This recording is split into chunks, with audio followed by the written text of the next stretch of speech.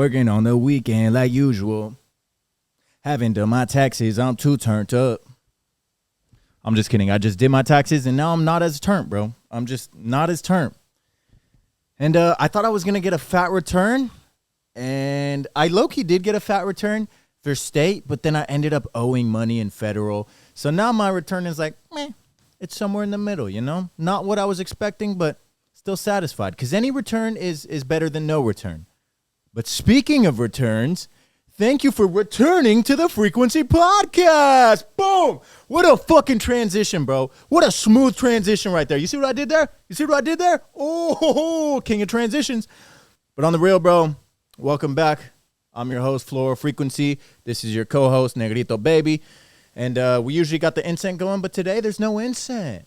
There's no incense because if you go back and watch the last, two podcasts, bro, the last one especially, I am scratching and attacking and rubbing just all over my nose, bro. I can't keep my grubby little paws off my nose because it was bothering me. It was itching. And I think it was because of the incense smoke. I don't want to point any fingers, but it was probably because of the incense smoke. So I just don't have an incense today because I don't want that to be distracting, bro. By the end of that podcast, I had like a bright cherry red nose, dude. I looked like Rudolph, man. I could have guided Santa's sleigh in the middle of March. That's how bad it was. But no incense today. But we still got, the Frequency Pimp Goblet. We got Negrito Baby. We still got most of the main ingredients for the Frequency podcast. So thank you for being back. Let's get right into it, bro. Some announcements. I have a song coming out on April 8th. I told you guys this last podcast, but April 8th, I have a song coming out called Pieces. And it is it's a really fun one, man. It's like a pop punk blend with EDM. I'm really happy with the EDM I did for this because I got to flex the production, and this is one of my better productions. But I said I was going to play it for you this podcast, and I'm... Hello. Can you guys hear that, bro? I don't know if you're going to be able to hear it, but there's like a sizzle.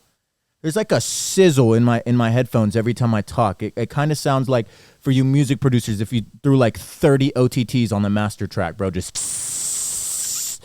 And for you guys that don't produce la música, it kind of sounds like you're just sizzling bacon on a grill, bro, and it's just frying in the grease, just kind of just like a noise. Whatever, that's completely off topic. But that's what it fucking sounds like, man. I don't know what that is. But anyways, bro, told you guys I was going to play Pieces. But unfortunately, my laptop charger took a shit on me, bro. It decided to commit sideways and off itself. And now it's donezo, bro. But ironically, and I don't want to point any fingers,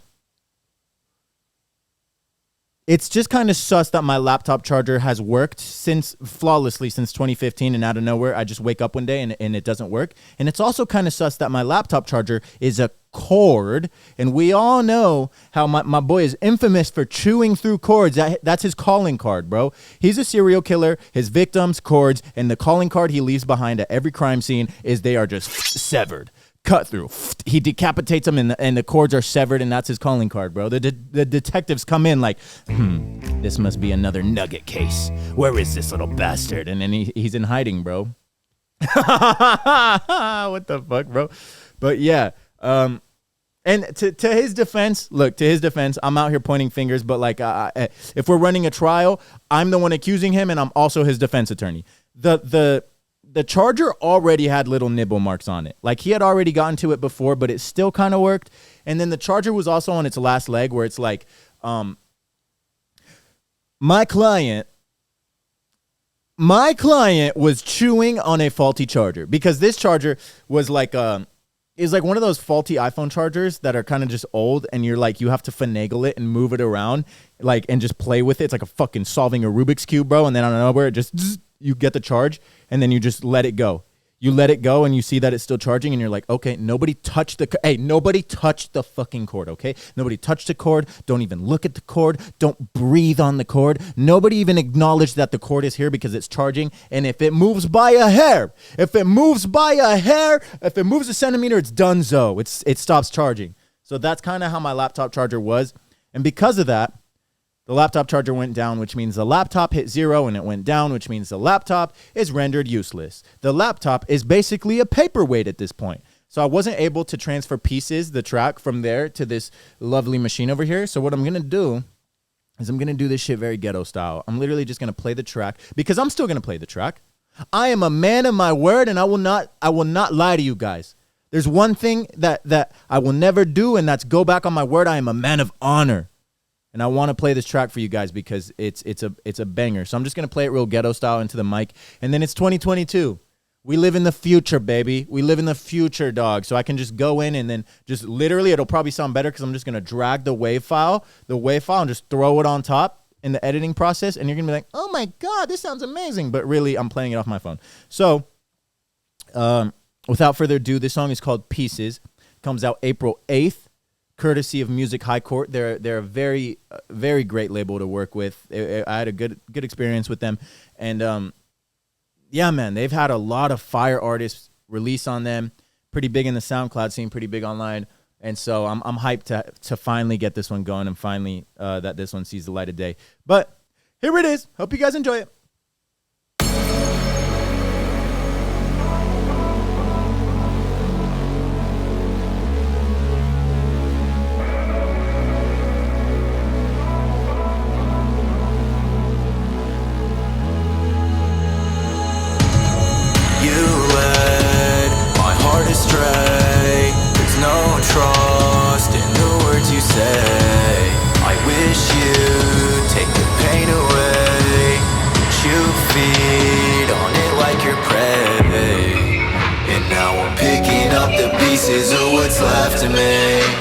What's left of me,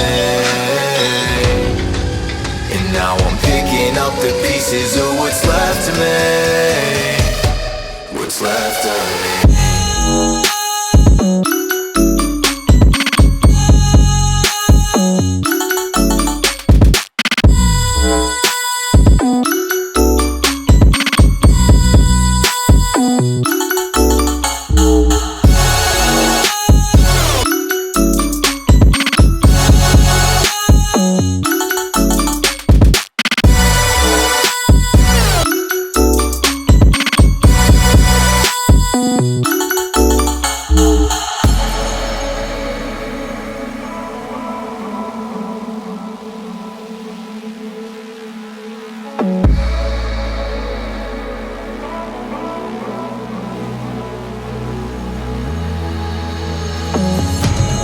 Kerosene on diluted statements. You fan the flames, I try to contain it.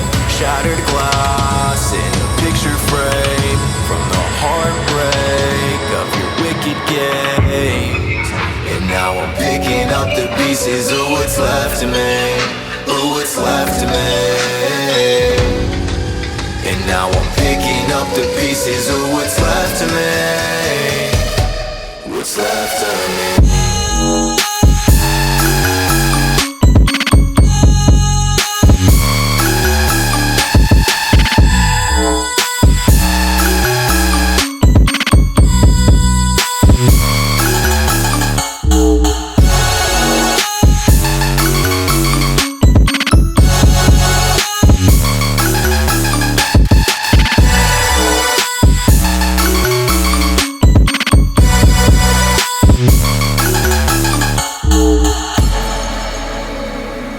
Jesus fucking Christ. That got me hype all over again, huh? What a hype fucking song, bro. I really popped off on that shit. I ain't gonna lie. I'm proud of my creation, bro. Again, that's called Pieces. It comes out April 8th, in like a week. So if you like that, be sure that when it comes out April 8th, you go to Spotify or you go to Apple Music or Deezer, Pandora, Blockbuster Music, Hollywood Video Music, bro. Whatever the fuck it is, man. Whatever streaming service you use, just type in Pieces, Floral Frequency, and it'll be out, man. And I'm so excited to bring that track to you guys because this is going to be the start of a kind of the next of a wave of releases, really, that you guys are just going to peer into my soul, bro. They're going to be, it's fucking heartbreak season because I'm dead inside. It's going to be a lot of pop punk kind of music. It's going to be a lot of darker, more heartbreaky, sad boy type of shit. and it's music I wrote during my last breakup.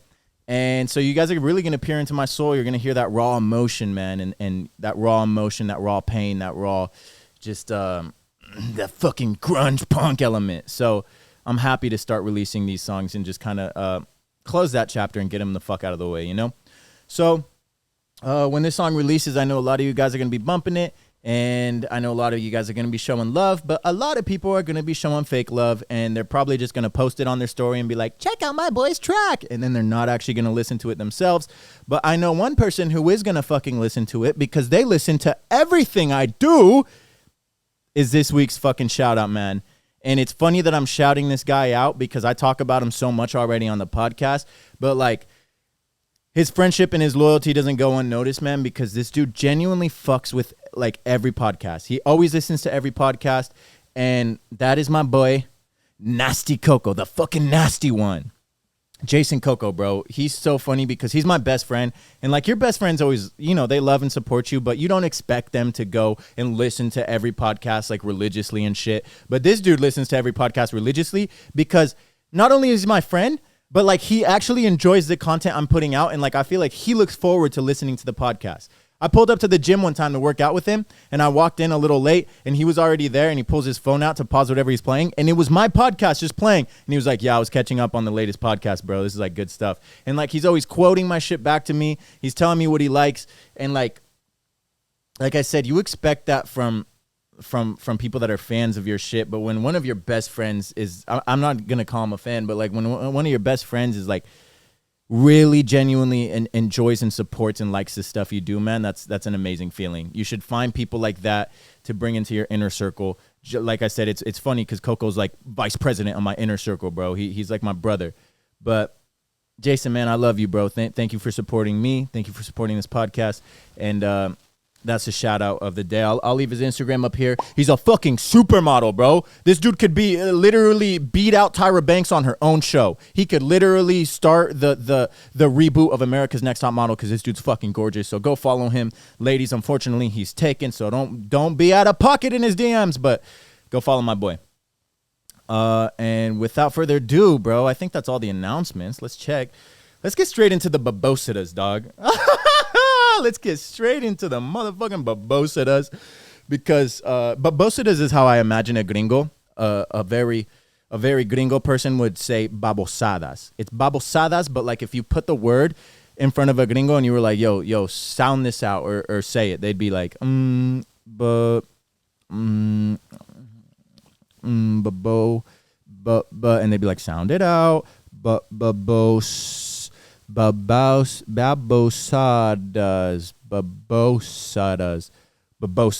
and they'd be like, final answer, yes, babosadas. And then he flunks, and then he has to retake Spanish class, bro.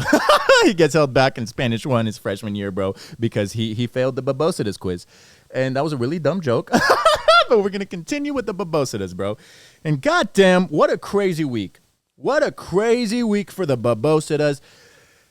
I want to touch on this. And bro, I hate talking about celebrities, gossip, and politics and all this shit, because quite honestly, I don't give a fuck, bro. This is a podcast about self-improvement, and we get on here and we laugh and we have a good time. But if you live under a fucking rock, if you're Patrick Starr and you live under a fucking rock, boy, speaking of rock, my boy Chris Rock got rocked, bro. Got rocked at the fucking Grammys by my boy Will Smith. And this is not news to anybody, bro.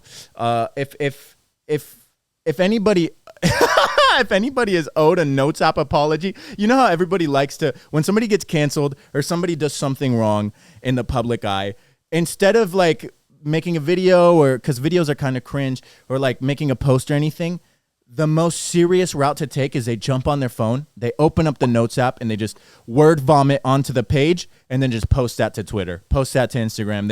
They post the Notes app apology, and it's so funny that as a society, we've just accepted that as the number one source of apologies. Like, you know, shit hit the fan and shit's getting serious when you see a celebrity post a Notes app apology, bro.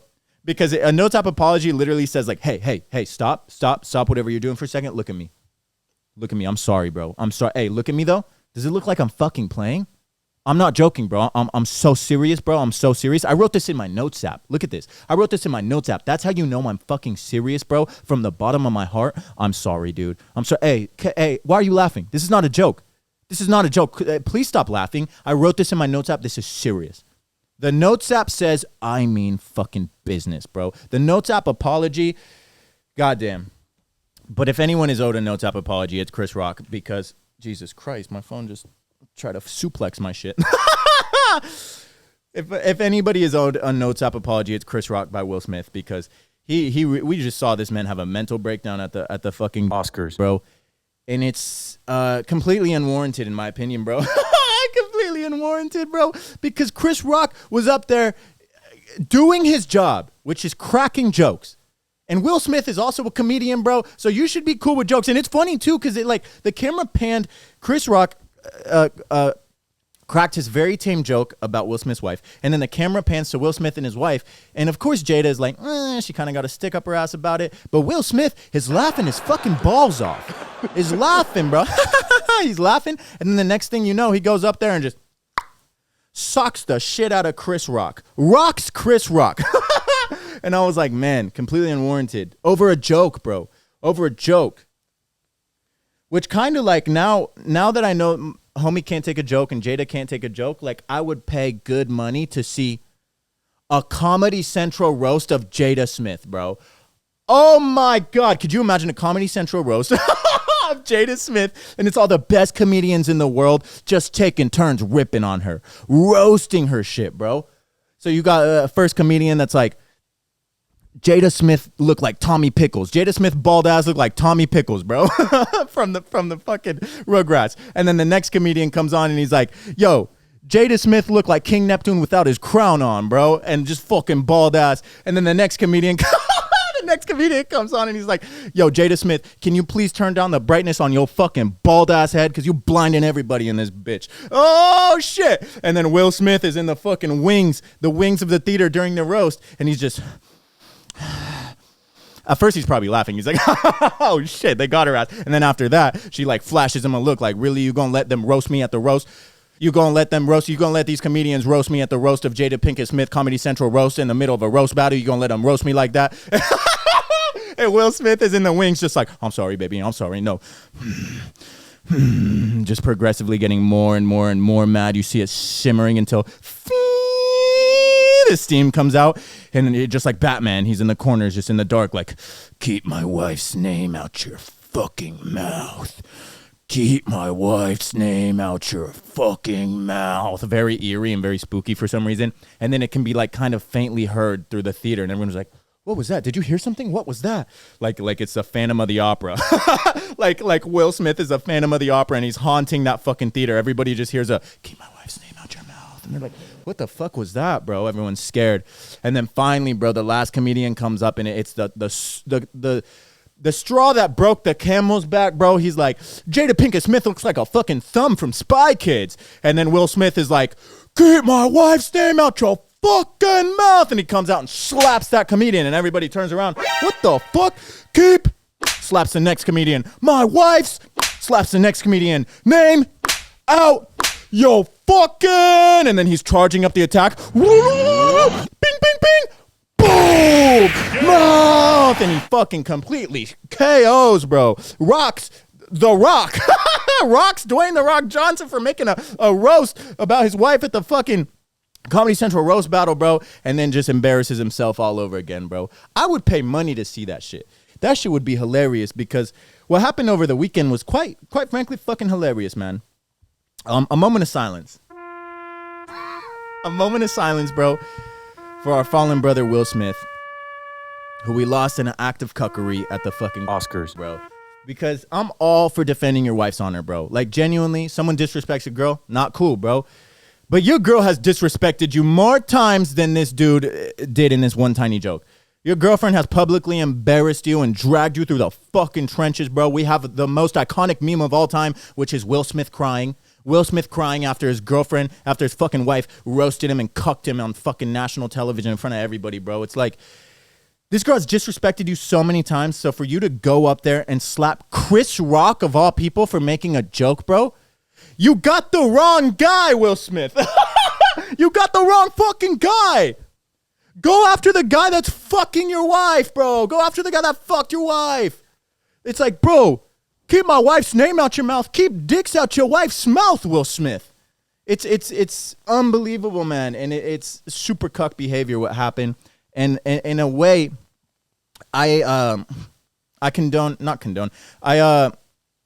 give a shout out to Chris Rock, bro, because he handled it in the most professional manner. You could see that shit rocked his world, no pun intended. And he was like, okay. And he just kind of rolled with it, didn't press charges, didn't do any of that shit. So, like, Chris Rock really handled it like a fucking man. And it was just kind of sad to see Will Smith have that meltdown on the biggest, arguably the biggest award show, the biggest stage in front of the fucking world, bro. We saw that. And that's so fucking crazy to me.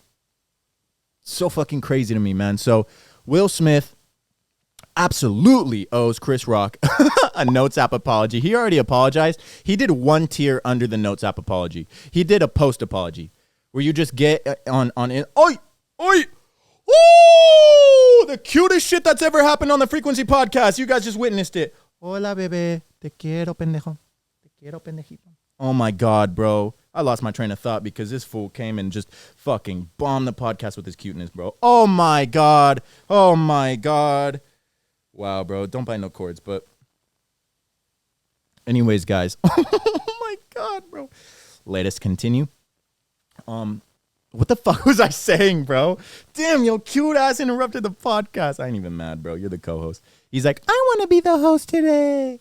I want to run the show today. Papa, let me run the show today. Oh, could you imagine? But yeah, man, Will Smith, it sucks too because I really love Will Smith, bro. I grew up on his movies. I love Chris Rock too, though. And Chris Rock handled it. It's funny, man. I saw some shit on the internet where it said, if Chris Rock was The Rock, no way in hell Will Smith would have gone up there and slapped him. That's another bitch-ass move, bro. That's another bitch-ass move. It feels like Will Smith went after him, one of his fellow comedians, bro. A fellow comedian, a fellow Hollywood star, and like I said, you went after the wrong guy, bro. It was completely unwarranted, but like if it was The Rock, could you imagine? He went after Chris Rock, which is like half his size. If it was The Rock, who's like a fucking tank, would have never happened. He would have sat there in his seat looking like the Will Smith crying meme. He would have sat in his seat like and just taken the fucking joke, bro. Because it sucks. It seems like not only was it cuck to defend your wife who cucks you, it was cuck to do that, to have just an act from emotions on impulse on the world's biggest stage in front of everybody. That was cuck. And then it was cuck that you did it to a guy that's half your size. It's like everything's lining up to be the most cuck shit ever, man. And it was sad to see that breakdown. Like I said, I've nothing but love and respect for the two guys, but that was insane, man. That was insane.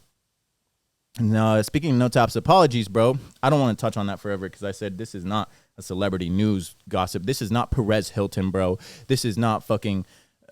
This is not any of those fucking. Who's another news? I don't fucking know, dude. But that's not me. That's not what we do at the Frequency. Even though I just touched on it for like 20 minutes.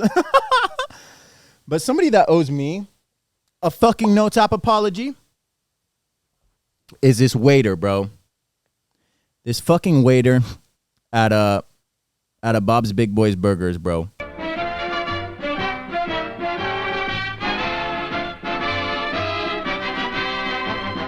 So we go to Bob's Big Boys Burgers, bro. It's kind of funny that it's called Bob's Burgers because there's a fucking TV show called Bob's Burgers, bro.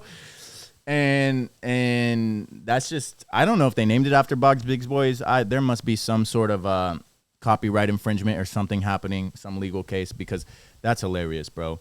Bob's Burgers and then Bob's Big Boys Burgers. It's just a bigger Bob's Burgers. I walked in, bro, and Bob was in the back cooking burgers, and his fucking kids were running around on a little adventure. And his wife was like, "Oh, hi, sweetie, how can I help you?" And I was like, "Can I get a seat for me and my friends?" She's like, "Sure thing, darling, come on down." And then she, that's pretty fucking good, bro. And then she sat us down, and I was like, "Hey, by the way, congrats on the movie, guys. I'm really excited to see it." And she was like, "Oh, sweetheart, you shouldn't even mention it. No problem, no problem. We had a lot of fun filming it. Thank you for being a fan, you know." And I was like, "Wow, thanks." And then Bob came over and he was like, "What can I get you guys?" No, I'm kidding, bro. Completely different Bob's Burgers. But on the real, by the time I got there, my friends were already sitting down. And I come over, and me and my girl come over. We sit down, and then the waiter comes over. And Don't judge a book by its cover, my G, because looks can be deceiving. Sweet old lady comes around, or at least she looks like a sweet old lady. She literally looks like fucking Little Red Riding Hood's grandma. Didn't that bitch get eaten by a wolf? I think she did. This bitch should have gotten eaten by a wolf. For real, bro. This bitch should have gotten eaten by a wolf. I would not even bat an eye, bro, because the fucking attitude that we got from the server was comedic. At a certain point, I was like, there is no way that a server could be this rude. And your boy, one of my biggest pet peeves is when people go out and they're rude as fuck to their server, or they're rude as fuck to whoever's serving them. Because, bro, this is a service job. They're here to provide for you. The least you can do is be nice and be cool. Like, I'm so cool at restaurants and to servers, bartenders, whoever the fuck. But what do you do when the server's rude as fuck to you? What do you do then? Are you just supposed to sit there like a bitch and take it? Because that's what I did. I got cucked harder than Will Smith at this fucking event, bro. Bob's Burgers. Because I didn't want to be rude to the server, so I just let this bitch roast me and my table the whole time we were there, bro. She comes over. Everyone starts ordering. Like I said, I showed up late. And so my friends are like, can I get a milkshake? Can I get a milkshake? Can I get a milkshake? And she's like, okay, everybody put in your milkshake order now so we can do it all in one go. And I just got there. I don't know what flavors of milkshake they have. I'm still looking. The menu's big as fuck. It's a tiny novel, bro. So I don't even know where the milkshakes are. So I didn't put in my order. She takes orders for everybody. She's like, are we good? And then everybody's like, yeah. She leaves. She comes back to order food. And bro, dead ass, I'm not making this shit up. She starts ordering food for everybody, gets food orders. And then I was like, hey, can I get the whatever, chicken sandwich? And could I also get a banana milkshake? And she literally stops writing. She looks at me and she goes, wearing a mask, under her mask, and she's like, are you fucking kidding me? Dead ass, bro. Are you fucking kidding me? And I was like, damn, no, I'm not fucking joking, bitch. I'm not fucking joking. Put a banana milkshake on there, and I'd like a banana milkshake. I don't even care if you spit in it. I know her ass, bro. She got, are you fucking kidding me? She wrote down banana milkshake. She went in the back. They started whipping up the banana milkshake, and they put it in rotation. Everybody in the kitchen staff was just taking turns spitting in that fucking milkshake. I still drank it though. And then she came back, bro. She fucking throws the milkshake at me, delivers everybody's fucking food. And when she brings the food back, my homie ran out of his drink. He had a Diet Dr. Pibb. And he's like, excuse me, ma'am, could I get a refill on my Dr. Pibb? And she goes, throws her hands up, and then goes back. And I was like, me and my homie made eye contact, bro. And we were like, huh? What the fuck, bro? God forbid you have to do your fucking job, bro. God forbid. I'm sorry that I'm such a hassle and requesting the bare minimum, bro. And so she comes back, throws the fucking Dr. Pibb at my boy. And then she's kind of avoiding our table like she doesn't want to help us. Keep in mind, we're not being rude. We're literally chilling there, ordering food like normal. Like we are normal. We're not being disrespectful in any way. And she's dogging the fuck out of all of us, bro. Everybody's like kind of laughing because we're like, I can't believe the audacity of this woman, bro. And so she comes over when it's time to pay, bro. And my girl's outside on a phone call, and she comes over, throws us all our receipts because they're separate orders, and she goes, okay, here's this machine. There's a barcode at the bottom, like a QR code, and she's like, don't use the QR code to pay because it doesn't work. So here's this machine, one at a time, you guys can go. And they're doing the thing, and then my girl walks back in. Oh my God, bro, I felt bad because my girl walks in. As I'm paying, I'm not really focusing on what she's doing. She pays with the QR code, bro. The one thing this hellspawn told us not to do, bro. The one thing fucking Little Red's grandma told us not to do. And so my girl pays with the QR code, and I hand the card reader to my girl, and she goes, oh, no, it's fine. I paid with the QR code. And literally the lady, did you not hear when I said don't fucking pay with the QR code?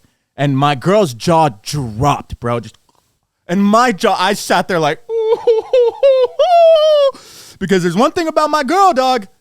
There's one thing about my girl. You're not going to disrespect her, bro. You're not going to disrespect her. Like literally, I was like, oh my God. And my girl was like, oh, I'm sorry. She was like, I'm sorry. Well, just to let you know, I paid here. And then she's like, well, can you pull up the bank statement that says you paid? And my girl was like, what the fuck? And so she pulls up the bank statement. $6. My girl only got a milkshake, $6 milkshake. And then My girl was kind enough, even after this girl was a fucking cunt to us the whole meal. Even after the server, even after looks can be deceiving, was a fucking cunt the whole meal, bro. My girl still had the kindness and the niceness in her heart because my girl works in the service industry. She knows what it's like. She knows what it's like to catch a fucking bone out here. Hey, somebody toss me a fucking bone. My girl knows what that's like. $6 milkshake, she tipped $6. And my girl was like, well, I apologize, but to let you know, I tipped $6. And she goes, that's a nice sentiment, sweetie, but I'll never see that. And then she moved on to the next person.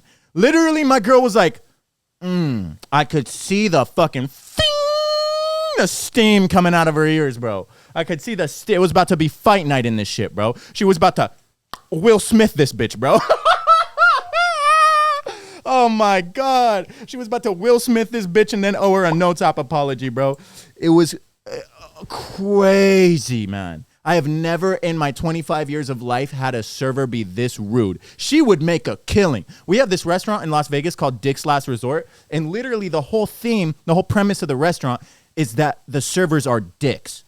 Go work at that place, bitch. You would make a killing. I swear to God, you could retire from how fucking mean you are. This girl was incredible. I walked out and I told Bob from Bob's Burgers, old animated Bob, I was like, hey, bro, Nancy in the back, she's over it, man. She's really rude service. And he goes, oh, I know, man. Yeah, we get complaints about her all the time. But, you know, times is hard. Nobody wants to work. So yeah, we do what we got to do. She does her job. She does the bare minimum at least. So, you know, she gets away with it. And I was like, man, that's bad for business, Bob. And then his wife came over and she's like, oh, Nancy, don't worry about her. No, she really is a sweetheart when you get to know her. And I was like, I didn't come here to get to know Nancy. I came here to get a burger, Bob. And he's like, yeah, you're right. All right. We'll have a talk with her. And then I imagine they never had a fucking talk with her, bro. I imagine they never had a fucking talk with her because judging on her, on how old she was, she's probably been working there since the day it opened. She was Bob's first employee, bro. She's the big boy's wife, dude. Jesus Christ, she runs that joint. Little do I know, she probably runs that fucking joint. So, yeah, that bitch owes me a no-tap apology. What else is new? I owe, and honestly, if we're all just sending out no-tap apologies, I owe a fucking huge no-tap apology to the CBD industry. Because in my second, look at me scratching my nose, bro. I thought it was the fucking that shit, and I'm still scratching. It might be something in the mic. It might be fumes. It might be all my hot breath that's just fucking clumped up over the podcast, just lingering on the mic, making my nose itch. Ugh.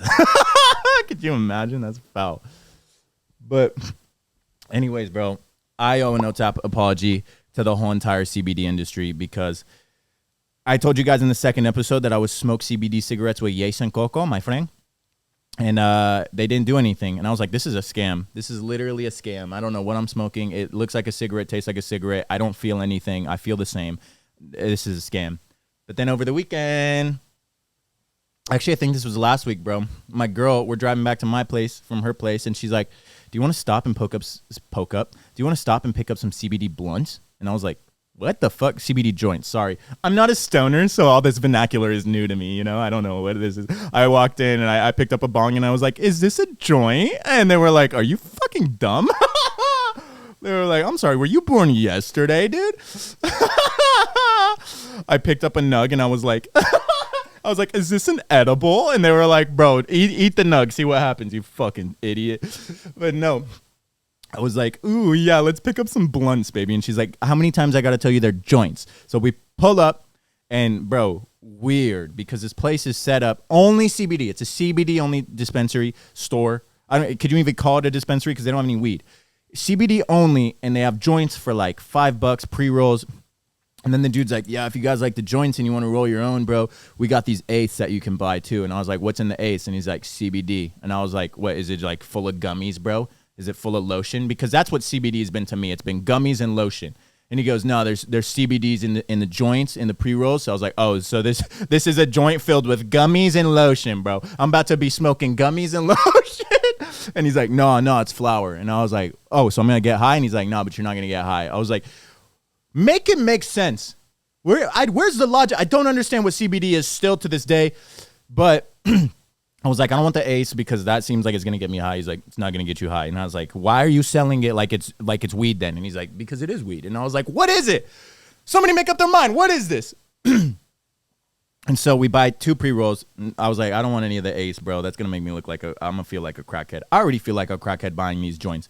And if you know anything about me, I hate smoking weed, bro. Like, I literally cannot stand the feeling of being high. I get very weird, bro. Everybody's like, "Ooh, what's wrong with Esteban?" I'm in the corner just in fetal position, foaming out of the mouth. And then they're like, "Esteban, are you okay?" And I'm like, "God isn't real. Nothing is real. Art is a lie." And they're like, "Okay, buddy, calm down, calm down." Like, that's how I get when I'm high, bro, and I don't like it. We'll be mid-conversation. They'll be like, "Esteban, what do you think about that?" And I'll be like, yes. It's not even a yes or no question. Yes. They'll be like, hey, dude, pleasure to meet you. What's your name? Yes, of course. Oh, okay. Something's off with this one. That's how I am when I'm high. So I tell my girl, we're on the car ride home, and she's like, "Let's light it up right now." And I was like, fuck, dude. And I tell her, I better not get high. And she said, "Baby, you're not going to get high. Trust me." And so she was like, "Baby, you're not going to get high. Trust me." As she rolls up the window so we can hotbox the fucking car. Like I'm in fucking high school again, bro. So we can hotbox the whip. And she's playing Kid Cudi. She's playing old school 2012 Kid Cudi. Na na na na na na. Kid Cudi. That old shit, bro. And we're hotboxing the car. And I got teleported right back to my junior year of high school, bro. I was like, this is so high school, bro. I got teleported back to my junior year of high school. Kid Cudi's blasting. We're hotboxing the fucking car. It smells like weed. It looks like weed. It tastes like fucking weed, but nobody's getting high. This is the magic of CBD, bro. This is fucking smoke and mirrors. This is the biggest placebo of all time. It's crazy, dude. Crazy.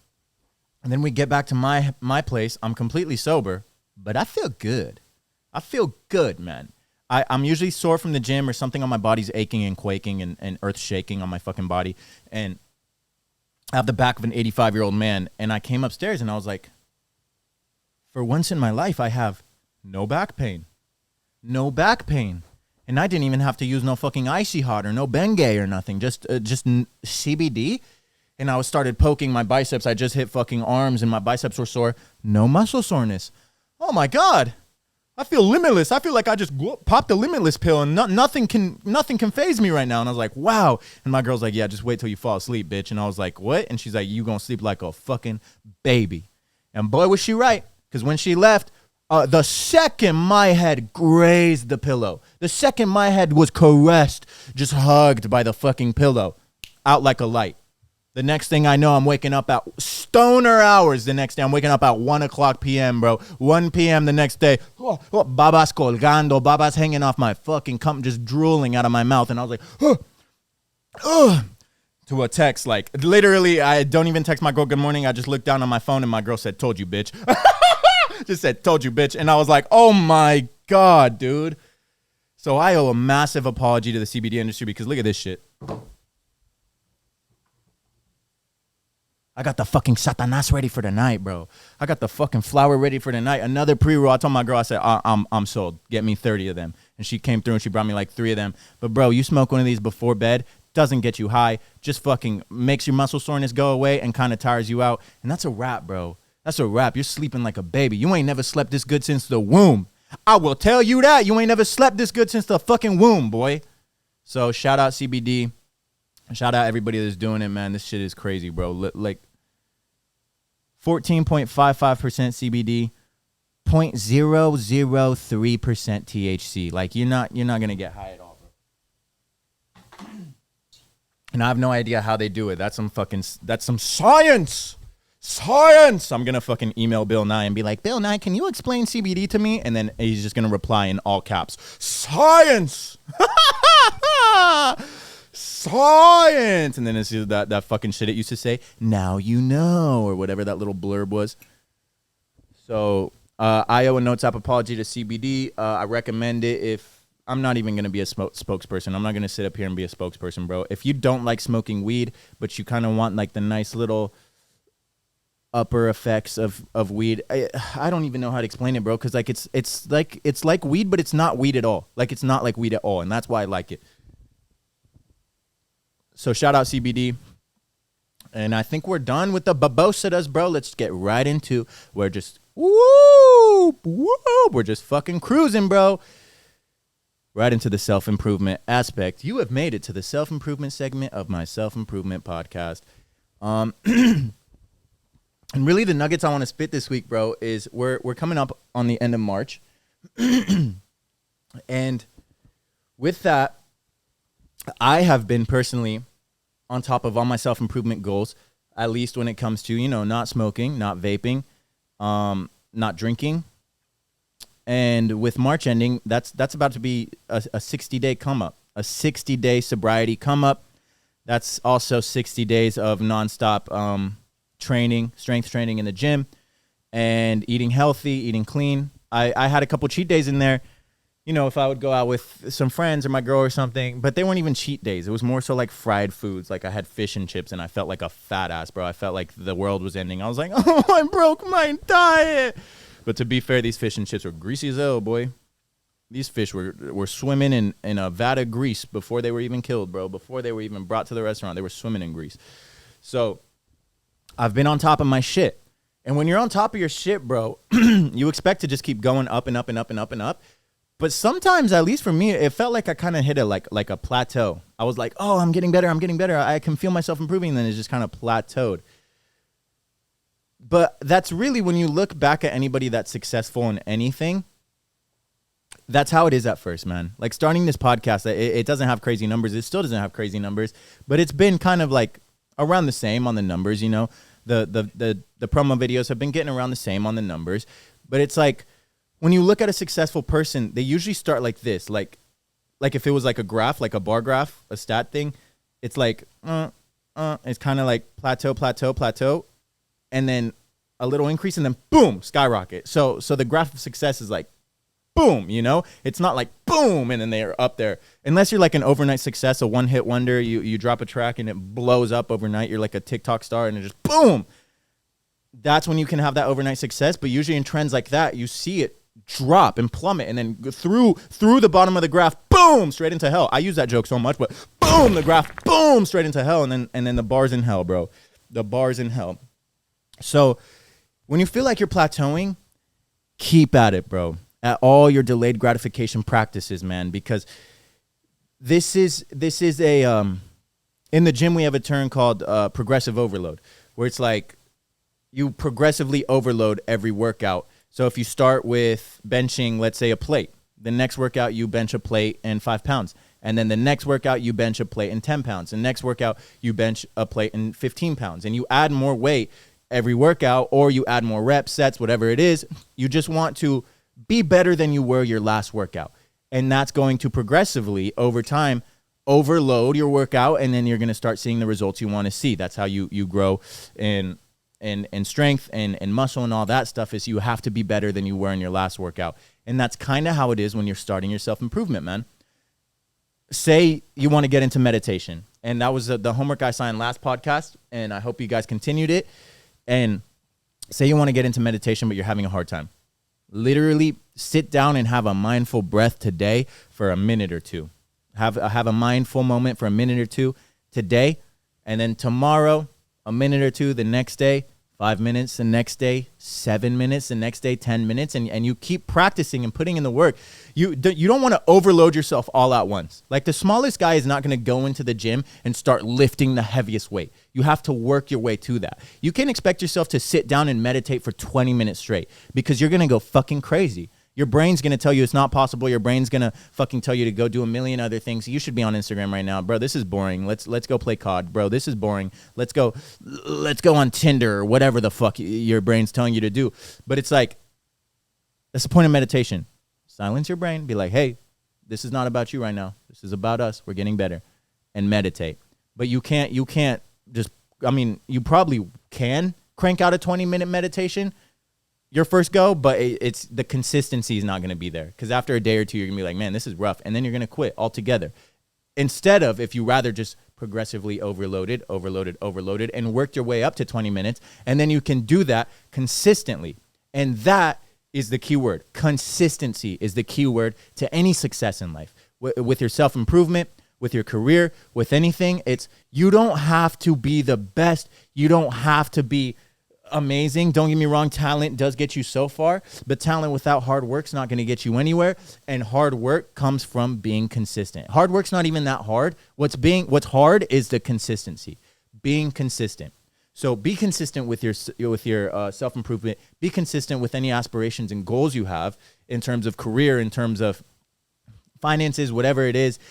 Just be consistent, and over time, like I said, you'll see your graph. Consistency, consistency, consistency, success.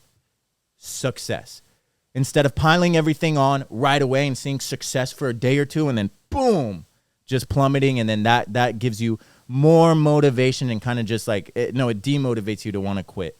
When you try to do everything at once, you're like, man, this is hard, and then you give up. You pick something up, you do it for a week, and you're like, this is too hard, and then you give up. Pick something up, do it for a week, but do it in little increments, bro. Little baby doses. You're micro-dosing your self-improvement. You're micro-dosing your career and your success. You're micro-dosing until you eventually build your way up to just rail the whole fucking line, bro, and it doesn't even phase you. That was probably the worst analogy to use on a self-improvement podcast about becoming better and seeking sobriety and finding Christ. Just kidding. This is not about Christ, but those are my tidbits, bro. Be consistent. I want you guys to be consistent and just put in the work, man. And I'm here to support you. I'm here for all that goodness. And that's the fucking podcast, baby. That's the motherfucking Frequency Pimp Podcast. So as always, I am sending love and positive energy your way. Mwah. I love you guys. Mwah. Go out into the world, my children, and be consistent in everything that you do. And just remember, live your fucking life and have a good time and love it, bro, because that's all we can do. And yeah, man. Go out and live, and don't owe anyone a no-top apology. Be a good fucking person, all right? All right, guys. It's been a pleasure. Mwah.